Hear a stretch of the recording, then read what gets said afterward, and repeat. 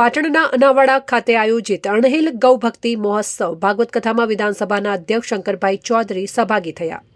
વિધાનસભા અધ્યક્ષ શંકરભાઈ ચૌધરીએ સુરભી મહાયજ્ઞની પ્રદક્ષિણા કરી ધન્યતા અનુભવી. ગાય માતાની દરેક વસ્તુ માનવ અને સમગ્ર જીવસૃષ્ટિ માટે કલ્યાણકારી છે તેવું વિધાનસભા અધ્યક્ષ શંકરભાઈ ચૌધરીએ જણાવ્યું. પાટણના અનાવાડા ખાતે હરિઓમ ગૌશાળા અને ગૌ હોસ્પિટલના લાભાર્થે ઉત્તર ગુજરાતનો પ્રથમ અણહિલવાડ ગૌભક્તિ મહોત્સવ ભવ્ય રીતે ચાલી રહ્યો છે. મહોત્સવના ચોથા દિવસે આજરોજ યોજાયેલી ભાગવત કથામાં વિધાનસભા અધ્યક્ષ શંકરભાઈ ચૌધરી વિશેષ ઉપસ્થિત રહ્યા હતા.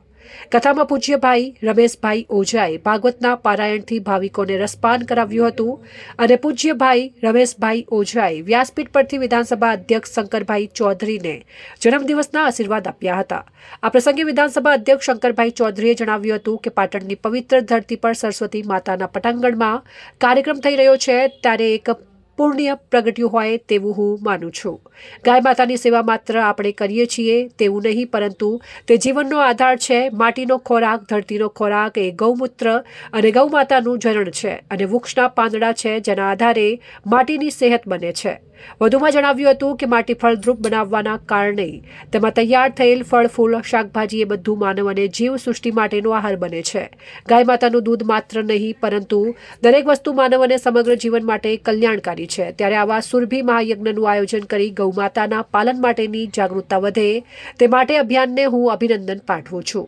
આ પ્રસંગે મહોત્સવમાં સમગ્ર કથાના મુખ્ય દાતા ચેતનભાઈ વ્યાસ, નરેન્દ્રસિંહ જાડેજા, હુડકોના ચેરમેન કેસી પટેલ, એપીએમસી ચેરમેન સ્નેહલભાઈ પટેલ સહિત મોટી સંખ્યામાં ગૌભક્તો, સંતો, મહંતો અને આગેવાનો ઉપસ્થિત રહ્યા હતા.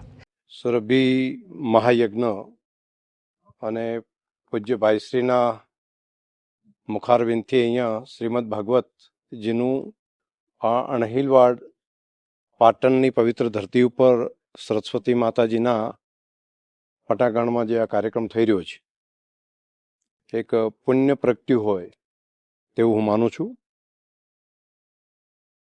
ગાય જીવનનો આધાર છે.